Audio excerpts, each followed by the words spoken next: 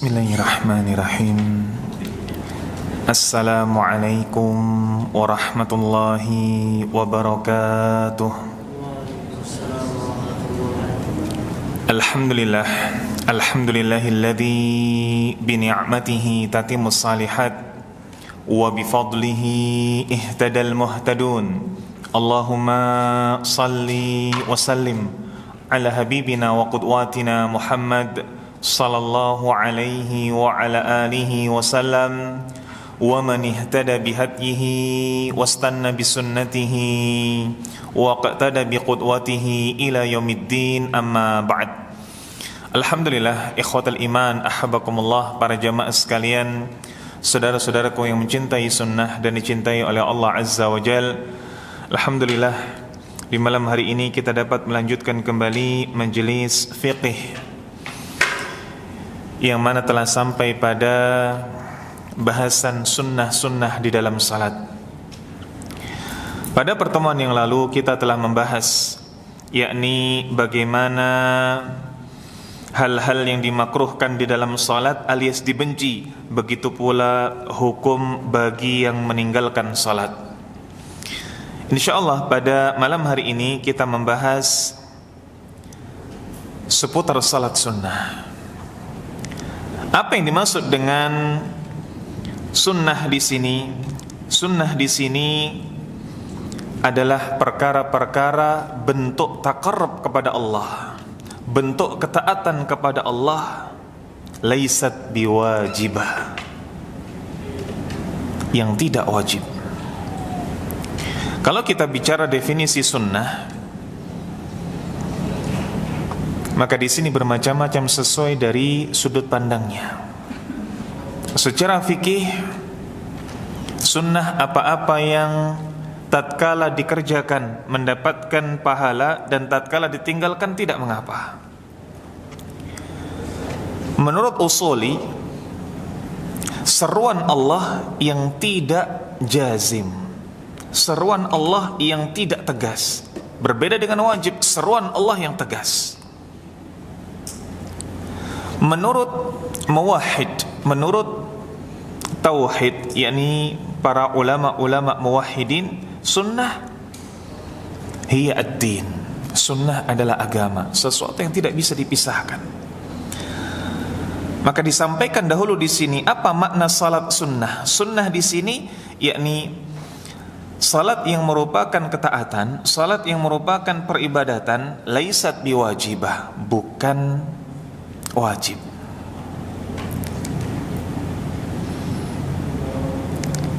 Dan keutamaan membahas tentang salat sunnah sejatinya sesuatu yang tidak kalah penting dibandingkan kita dengan mempelajari perkara-perkara wajib.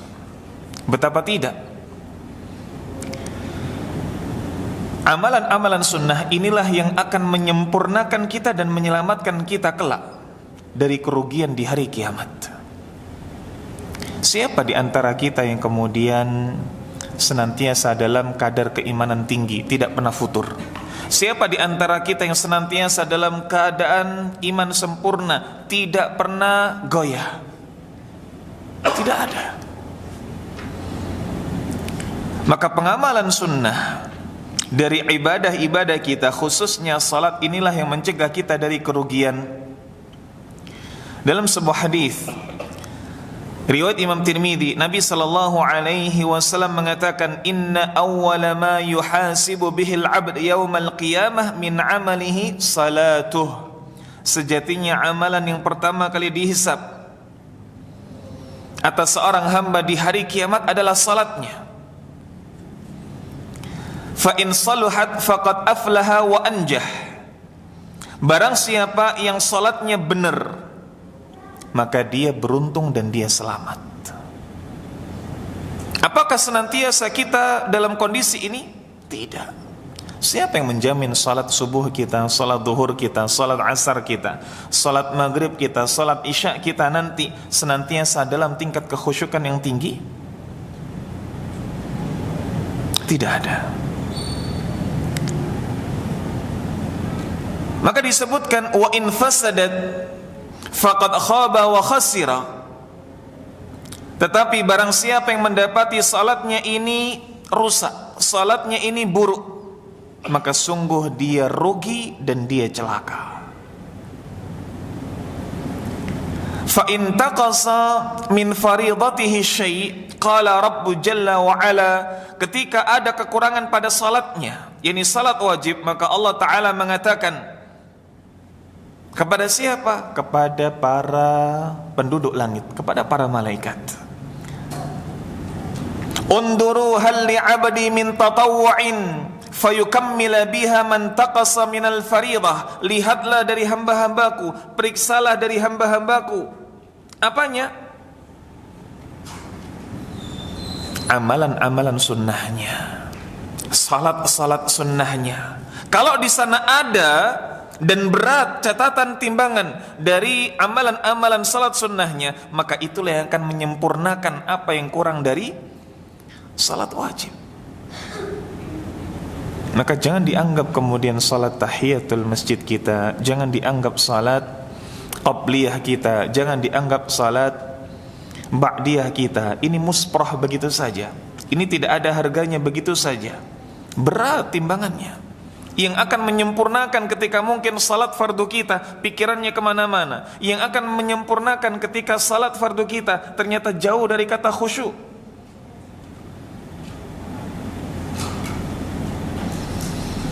Tayyib, ikhwatal iman, ahbakumullah. Dalam sebuah riwayat yang lain, Nabi sallallahu alaihi wasallam mengatakan, fa in kana lahu tatawwu', kalau di sana didapati ada amalan-amalan sunnah yang dilakukan oleh hambaku, qal atimmu li'abdi faridatahu min tatawwu'ihi, maka sempurnakanlah apa-apa yang kurang dari ibadah wajibnya dari amalan-amalan sunnahnya. Perintah langsung dari Allah. Thumma tuakhidul a'mal ala dhakum, kemudian setiap amal diperlakukan seperti itu. Dan ini poinnya. Dalam puasa, ketika di sana puasa wajib kita ternyata ada kurangnya, maka puasa sunnah menyempurnakan, sebagaimana salat sunnah menyempurnakan yang wajib. Dalam hal harta, sedekah kita, infak kita, ketika di sana ada zakat mal kita yang kurang, ada zakat perniagaan kita yang kurang, maka sedekah kita yang menyempurnakan pahala zakat. Ketika kita duduk di majelis ilmu malas-malasan, duduk di majelis ilmu tapi pikiran yang gelambir kemana-mana, maka kemudian ketika kita di rumah murajaah dan lain sebagainya, ini menyempurnakan pahala wajib dari talabul ilm. Maka ini pentingnya kita mengetahui bagaimana keutamaan dari pelaksanaan ibadah sunnah. Belum lagi kalau kita melihat faidah-faidah yang lain. Ketika disebutkan dalam hadis qudsi, Nabi sallallahu alaihi wasallam mengatakan, Allah tabaraka wa taala berfirman. Hadis ini termasuk hadis yang masyhur, disebutkan oleh Imam Nawawi pula dalam arba'innya. Allah Ta'ala mengatakan, man 'ada li waliyan faqad adantuhu bil harb, barang siapa yang memusuhi wali-waliku, maka aku umumkan perang terhadapnya, aku proklamirkan peperangan kepadanya. Wa ma taqarraba ilayya 'abdi bi syai'in ahabba ilayya mimma aftaradtuhu 'alaihi, dan tidaklah hambaku mendekatkan diri kepadaku dengan sesuatu yang paling aku cintai, yakni apa-apa yang aku wajibkan atasnya. Apakah selesai sampai di sini? Seorang hamba melakukan ibadah wajib yang itu adalah perkara dicintai Allah? Tidak. Allah melanjutkan, wala yazalu 'abdi yataqarrabu ilayya bin nawafil hatta uhibbah. Tidaklah kemudian hambaku menambahkan dengan amalan yang sunnah hingga aku pun mencintainya. Maka berarti dengan kita melakukan amalan sunnah dapat kecintaan Allah. Fa idza ahbabtuhu kuntu sam'ahu alladhi yasma'u bih, Kalau aku sudah mencintainya, maka aku akan menjadi pendengarannya ketika ia mendengar, wa basarahu alladhi yubsiru bih, dan juga menjadi pandangannya ketika dia memandang, wa yadahu allati yabtishu biha, tangannya ketika ia menggenggam, wa rijlahu allati yamshi biha, kakinya ketika melangkah. Ikhwatal iman, ahabbakumullah, apa maksudnya ini? Allah menjadi pendengaran ketika mendengar, melihat ketika menatap, tangan ketika menggenggam, kaki ketika melangkah. Para ulama menjelaskan ini adalah ma'iyatullah, kebersamaan Allah, alias penjagaan Allah secara khusus. Tidak berhenti di sini, dilanjutkan. Allah Ta'ala mengatakan, wa idza sa'alani la u'tiyannah wa in ista'adzani la u'idhannah. Kalau dia meminta kepadaku, aku beri. Kalau ia meminta pelindungan kepadaku, aku beri pelindungan. Dikabulkan hajat-hajatnya. Maka faedah terbesar dari pengamalan sunnah adalah 3: mahabbatullah, ma'iyatullah, dan pengkabulan doa. Maka barang siapa yang ia ingin dicintai oleh Allah, amalkan banyak dari perkara-perkara sunnah.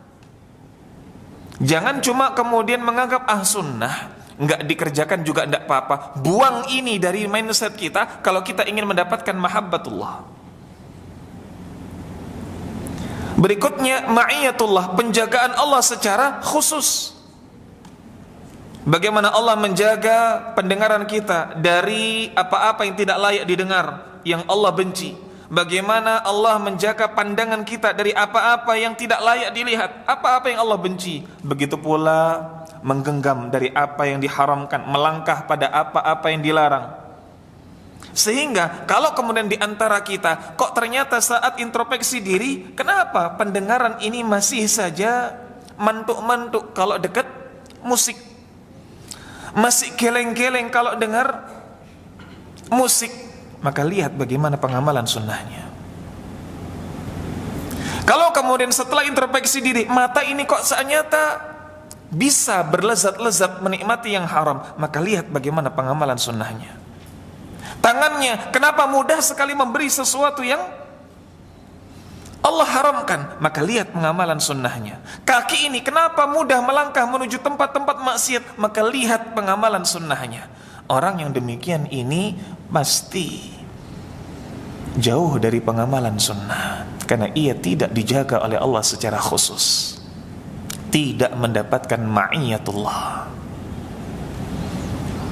Begitu pula faedah ketiga yang agung adalah dikabulkannya doa-doa kita. Kalau kita ingin dikabulkan doa-doa, salah satu wasilahnya adalah mengamalkan sunnah. Akhi, kenapa sih kok ana lihat rajin sekali salat nafilah? Salat duhur qoblihnya 4 rakaat, kenapa? Kan 2 rakaat juga bisa. Ana ingin doanya dikabulkan. Akhi, kenapa kok ketika di sana menunggu imam terus melakukan salat 2 rakaat? Kan tadi sudah dengan salat qabliyah. Ana ingin dikabulkan doa-doanya. Akhi, kenapa salat duhanya kok berkali-kali? Sudah di sana salat syuruk, ini kemudian salat duha, nanti menjelang siang ketika matahari sedang terik-teriknya, kenapa kok salat duha lagi? Jawab, ana ingin dikabulkan doanya. Maka orang ketika sedang punya hajat kok tidak memperbanyak salat sunnah, rugi.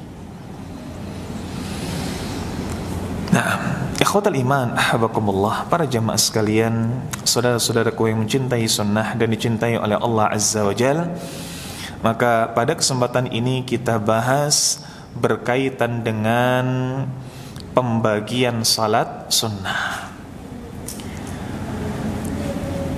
Disebutkan di sini salatu tatawwu' ala naw'aini.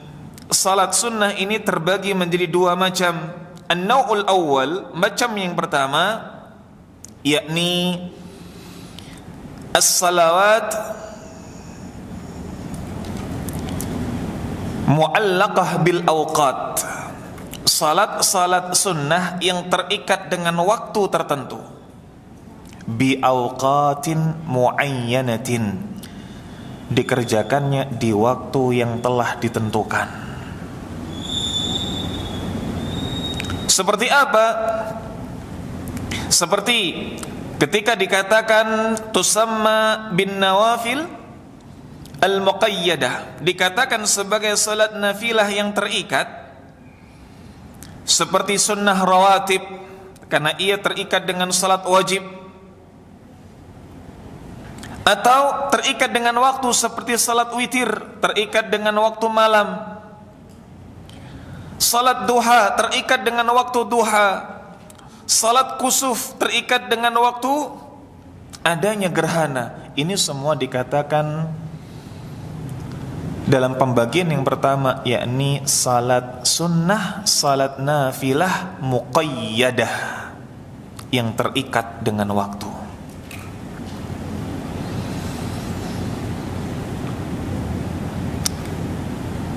Dan salat sunnah yang demikian ini pun terbagi lagi menjadi bermacam-macam. Ada di sana salat sunnah, ada di sana sunnah muakkadah.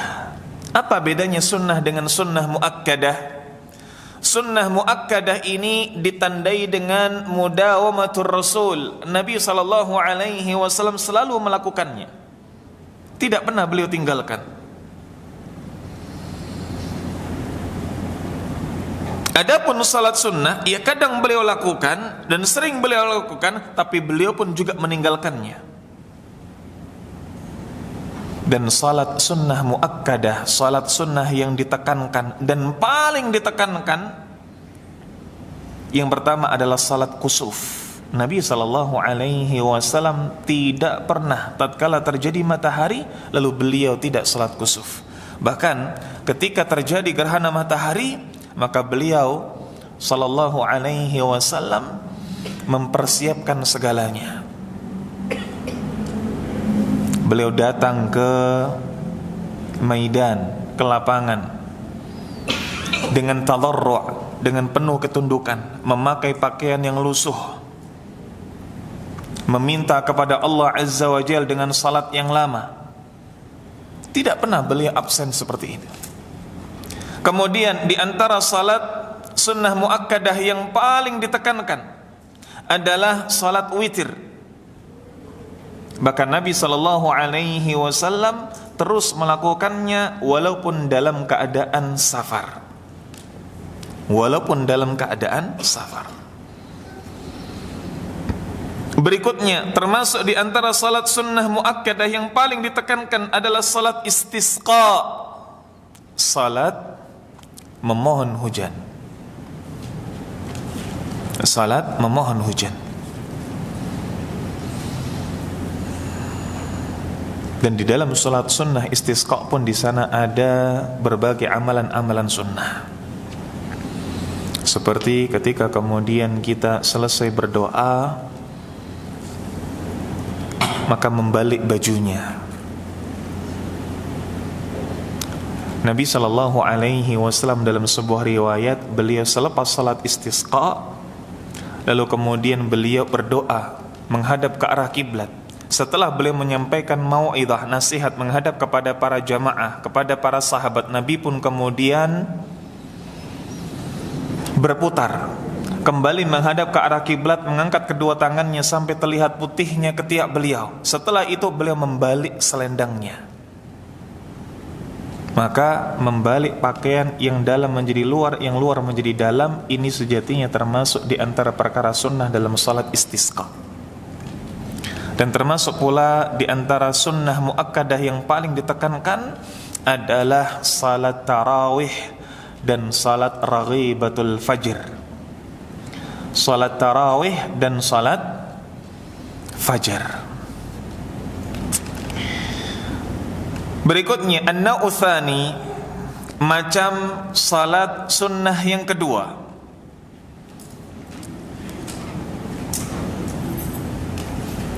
yakni salat-salat sunnah yang tidak terikat dengan waktu.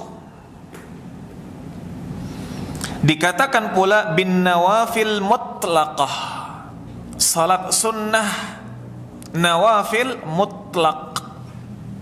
Kapan dikerjakan? Bebas. Hanya saja diberikan catatan dalam pengamalan salat sunnah di macam yang kedua ini harus memperhatikan waktu-waktu terlarang. Kapan itu waktu terlarang? Waktu terlarang untuk salat adalah ketika matahari terbit sampai meninggi. Ketika matahari sudah meninggi, boleh kita untuk salat.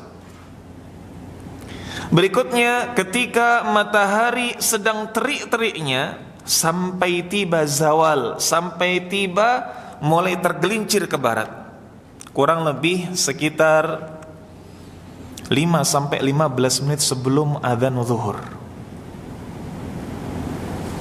Dan yang ketiga, yakni di penghujung akhir waktu asar.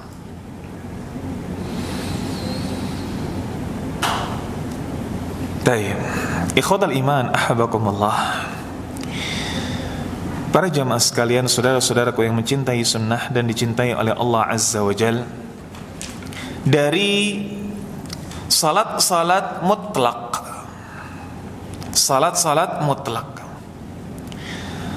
apakah di sana ada kaedah yang bisa dicatat sebagaimana kaedah dalam macam salat sunnah yang pertama, bahwa di sana ada yang sunnah, di sana ada yang sunnah muakkadah, dan dalam muakkadah pun di sana ada yang paling ditekankan. Apakah pada penggalan yang kedua, yakni macam sunnah yang kedua, ada kaedah-kaedah seperti ini? Sebagian ulama mengatakan bahwa salatul lail afdal min salatin nahar. Dalam salat sunnah mutlak, salat-salat yang dikerjakan di malam hari lebih utama dibandingkan dengan siang hari. Lebih utama dibandingkan dengan siang hari. Misal seseorang ketika ia sedang dalam keadaan gundah, lalu ia ingin salat saja, maka dia rasakan kegundahan di malam hari, dia rasakan kegundahan di siang hari, dan dia praktekkan setiap kali gundah salat, maka salatnya di malam hari afdal daripada salatnya di siang hari. Sama-sama salat mutlak. Yang satu dikerjakan di malam hari karena memang dia gundahnya di malam hari. Misalkan istikharah, dia kerjakan di malam hari, dibandingkan dengan ketika dikerjakan di siang hari, maka yang afdal dikerjakan di malam hari, walaupun di siang hari pun boleh. Walaupun di siang hari pun boleh. Baik. Berikutnya disebutkan di sini ma tusannu lahul jamaah min salati tatawwu'. Perkara-perkara atau salat-salat sunnah yang ditekankan untuk berjamaah. Apa saja? Yang pertama, lit tarawih, salat tarawih, wal istisqa, dan juga salat istisqa, wal kusuf, dan salat kusuf. Ini salat sunnah yang ditekankan untuk dilakukan berjamaah. Makanya kalau kemudian banyak pertanyaan muncul saat Ramadan, Ustadz, mana yang lebih afdal, saya salat malam sendiri di rumah atau saya tarawih? Kita katakan tarawih. Dan tarawihnya di sini jangan dipotong di pertengahan, jangan dipotong di akhir. Saya ikut tarawih 8 rakaat, 20 rakaat, tapi kemudian witir saya pulang. Jangan, ikuti sampai selesai. Kan saya mau salat lagi di rumah, silahkan ulang lagi salat di rumah tanpa mengulang witir. Karena salat tarawih ini termasuk salat sunnah muakkadah.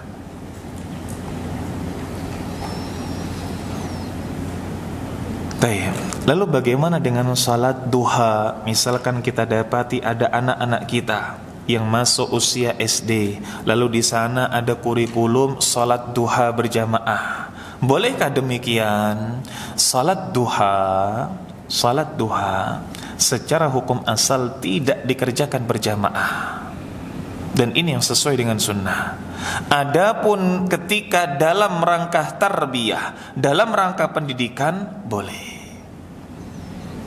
Upaya untuk ngajari anak salat duha, upaya untuk membiasakan anak. Misalkan ranah tarbiyah ini ada di semester pertama, maka ketika ada santri baru di semester pertama semuanya salat duha berjamaah, boleh.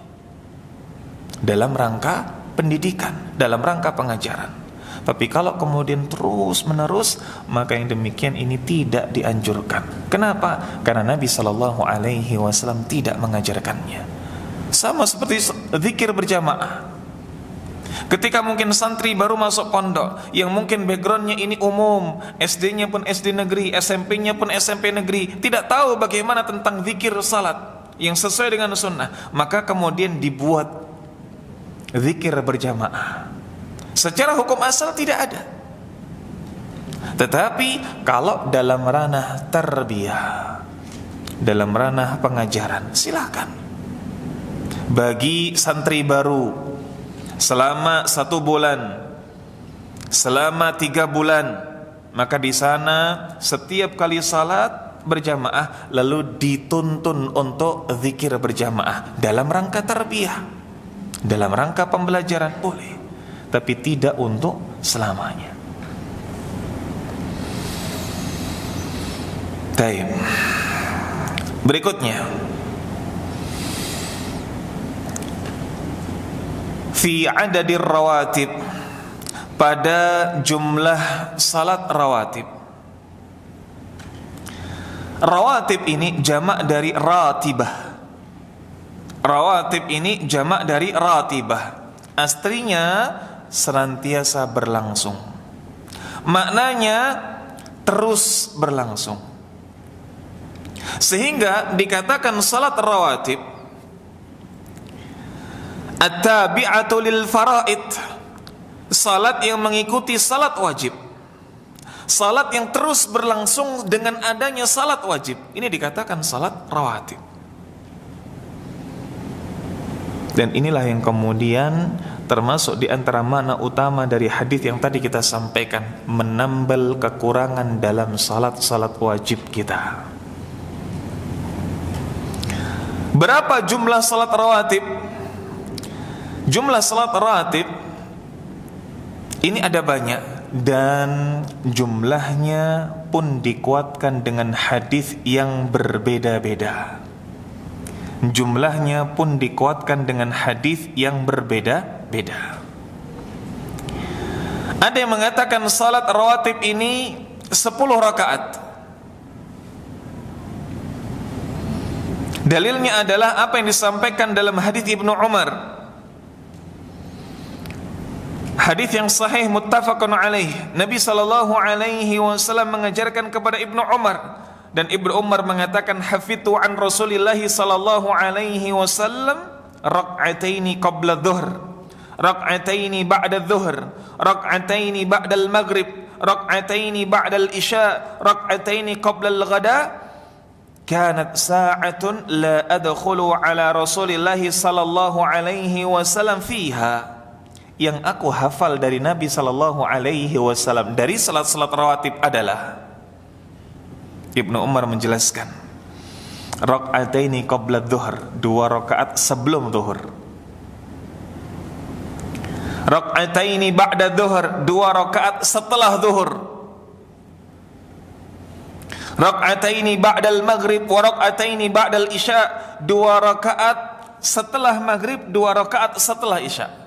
Sudah 10, sudah 8. Wa rak'ataini qabla al-ghada, dan apa? 2 rakaat sebelum subuh alias raghibatul fajr, genap 10. Baik. Sementara di sana pun juga ada yang mengatakan dan menjelaskan bahwasanya salat sunnah rawatib ini ada berapa?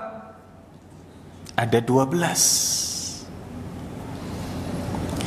Bagaimana salat rawatib yang 12? Dalam hadis Ummu Habibah, dalam hadis Ummu Habibah,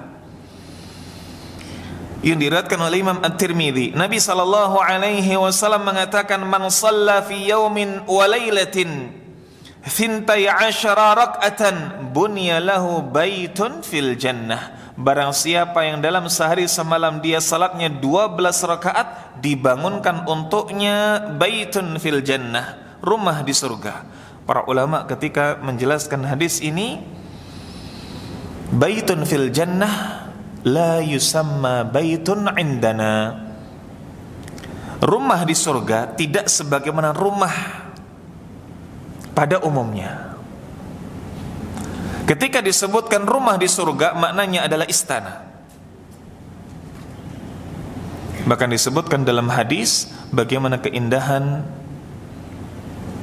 bangunan di dalam surga. Tura butuniha min zuhuriha wa tura zuhuriha min butuniha. Bagian tampaknya tampak dari luar, bagian luarnya tampak dari dalam. Sesuatu yang tidak bisa kita bayangkan.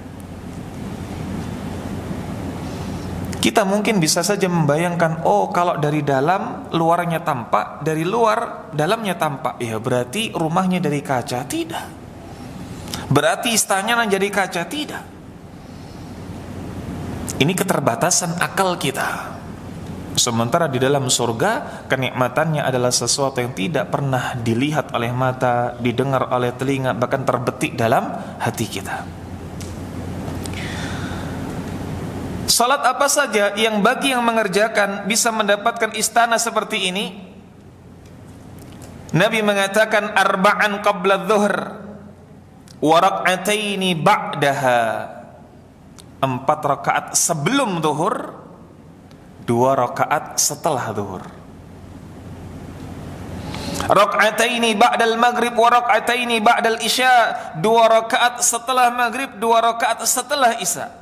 Wa rak'ataini qabla salatil fajr, dan 2 rakaat sebelum salat fajar. Sama seperti hadis Ibnu Umar dalam riwayat muttafaqun alaih, hanya saja dalam hadis Ummu Habibah 2 rakaat sebelum zuhur diganti 4 rakaat, sehingga 12.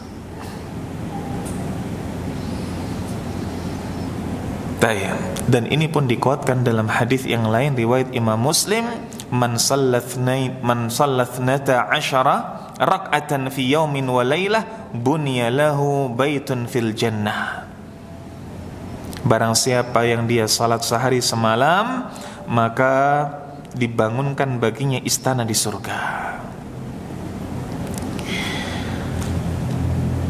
Taib. Kalau dari 2 riwayat, baik itu Ibnu Umar ataupun Ummu Habibah, kenapa kok tidak ada qabliyah maghrib, qabliyah isya? Apakah tidak ada qabliyah maghrib, qabliyah isya?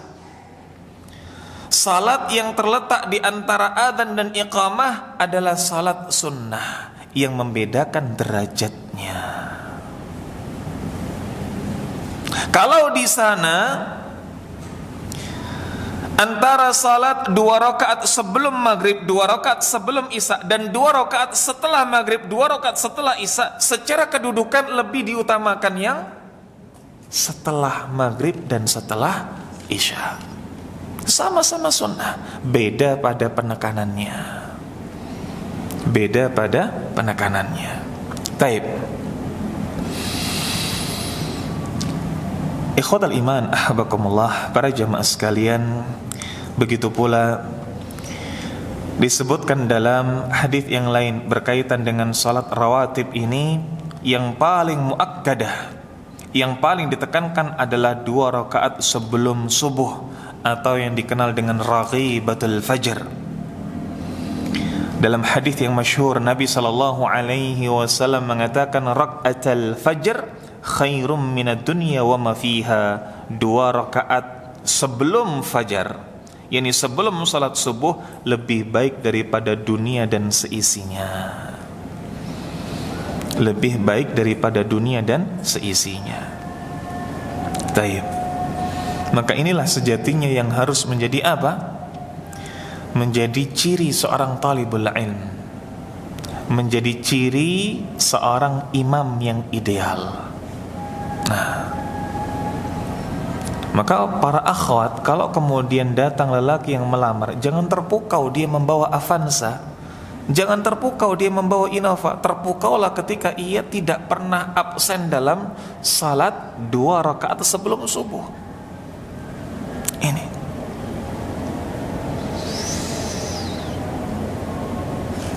Taib. Berikutnya, ikhwatal iman ahabbakumullah. Nah, berikutnya kita mendengar adzan terlebih dahulu. Nah, selepas adzan kita lanjutkan sejenak, lalu sesi tanya jawab. Nah, tafadhal. Taib. Alhamdulillah wa kafa wassalatu wassalamu ala rasulillahil mustafa wa ala alihi wa sahbihi wa mawalah wa la hawla wa la quwwata illa billah. Ikhwatal iman ahabbakumullah, kita lanjutkan sejenak berkaitan dengan salat witir, baru kita tutup dengan sesi tanya jawab. Disebutkan di sini tentang hukmul witr wa fadlihi wa waqtihi. Hukum tentang salat witir, keutamaan serta waktu-waktunya. Apa hukum salat witir? Tadi telah kita sampaikan bahwa salat witir termasuk di antara salat sunnah atau tatawwu yang muqayyadah, terikat. Dan pada salat tatawwu yang terikat ini pun di sana dibagi mana yang sunnah muqayyadah, muakkadah, terikat oleh waktu dan ditekankan, dan mana yang salat sunnah muaqayyadah saja. Maka witir termasuk yang muqayyadah, muakkadah, terikat dan ditekankan, sebagaimana kusuf dan juga tarawih. Dan Nabi SAW menyampaikan beberapa keutamaan. Beliau mengatakan, innallaha witrun yuhibbul witra.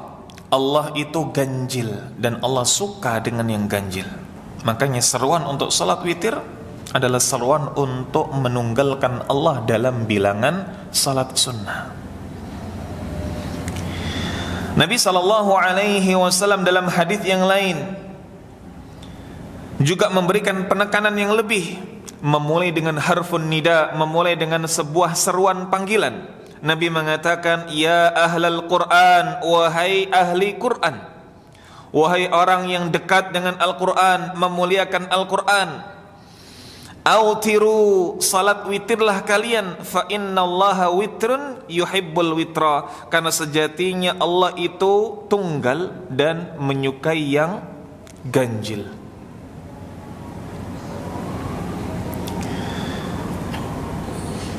Maka di sini ketika dimulai dengan harfun nida, dimulai dengan sebuah panggilan dan dikhususkan kepada ahlul Quran, bagi yang ia mencintai Al-Quran, bagi yang ia mesra hubungannya dengan Al-Quran, terus berinteraksi, tidak ada hari tanpa dia membaca Al-Quran. Wa in kana safhah wahidah, walaupun itu satu kaca, walaupun itu satu halaman, maka hendaklah dia salat witir. Kapan waktunya? Wa waqtuhu ma baina salatil isya wa salatil fajr. Waktunya adalah di antara salat isya dan salat fajar, bi ijma'il ulama, berdasarkan konsensus atau kesepakatan para ulama. Nabi SAW mengatakan dalam hal ini, innallaha amaddakum bis salatin hiya khairun lakum min khamrin na'am. Sejatinya Allah memberikan kepada kalian tambahan, yang mana tambahan tersebut bisa didapatkan melalui salat, dan lebih baik daripada min humrin na'am, lebih baik daripada onta merah.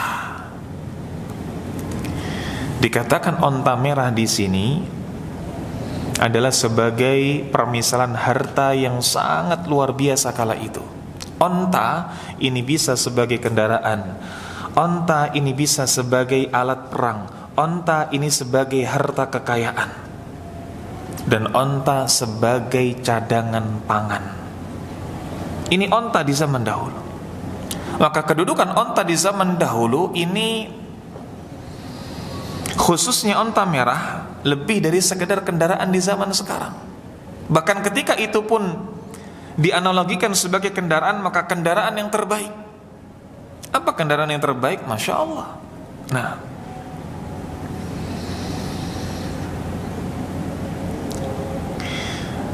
taib, disebutkan di sini sebagai kelanjutan salatul witr ma bainal isya'i ila tulu'il fajr. Dan yang lebih baik daripada salat atau lebih baik daripada onta merah adalah salat witir yang waktunya di antara isya sampai terbit fajar. Maka kalau antum merasa berat untuk salat witir, anggap ketika saya salat witir saya dapat kendaraan. Nah, ketika ingin kendaraan jangan lupa salat witir. Nah,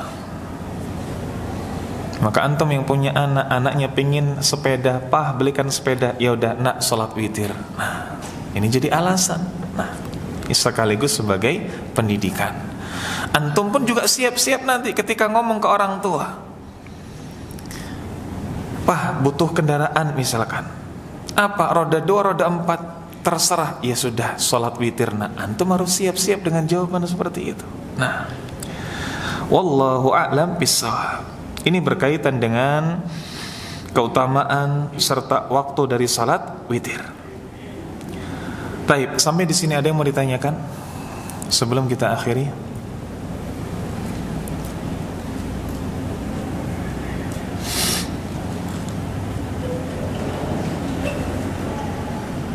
Ada pertanyaan? Nah, tafadhal. Nah, ahsanta. Alhamdulillah wassalatu wassalamu ala Rasulillah wa ala alihi wa sahbihi wa mawalah wa la haula wa la quwwata illa billah. Apakah salat sunnah itu bisa diqadha? Ketika kita bicara qadha, maka kita harus mulai dulu dari yang wajib. Apakah salat wajib ini bisa diqadha? Maka di sini dirinci oleh para ulama, apa yang menyebabkan dia qadha? Hal tarakahu amdan aw ghaflan? Apakah dia tinggalkan salat wajib itu karena sengaja atau karena ketidaksengajaan, seperti lupa atau tertidur? Kalau karena kesengajaan, terlepas ada silang pendapat di kalangan para ulama, namun pendapat yang kuat tidak ada qadha. Sengaja seseorang ini mengakhirkan salat duhur, nanti masih panas, salat duhur nanti jam 2. Ketika jam 2 qadarullah lapar, makan dulu. Ketika sudah kemudian selesai makan mau salat, ternyata mungkin sakit perut, dia undur sampai kemudian tiba waktu asar. Ada pendapat yang kemudian mengatakan boleh qadha, tapi pendapat yang kuat tidak bisa. Kenapa? Karena dia tinggalkan amdan, sengaja. Lain cerita kalau kemudian dia tidak sengaja, tertidur, terlupa. Maka yang demikian ini dia boleh salat hina yatadzakkar, ketika dia ingat. Ini salat wajib. Bagaimana dengan salat sunnah? Bagaimana dengan salat sunnah? Pada salat sunnah, di sana ada penjelasan di kalangan para ulama dengan sebuah persyaratan. Ada salat sunnah yang bisa diqadha ketika hal itu dilakukan terus menerus dan sudah sebuah kelaziman. Apa itu? Salat raghibatul fajr, salat 2 rakaat sebelum subuh. Sebagian ulama mengatakan ketika seseorang ini sudah mudawamatu dzalik, sudah mendawamkan hal tersebut, sudah merutinkan hal tersebut dan tidak pernah dia luput. Suatu saat mungkin karena kecapean dia bahkan terbangun ketika mendengar azan. Maka yang demikian ini menurut sebagian ulama boleh. Tapi dengan syarat apa? Mudawamah, sudah dilakukan secara rutin. Sudah dilakukan secara rutin. Nah, wallahu a'lam bissawab. Nah, ada pertanyaan lain?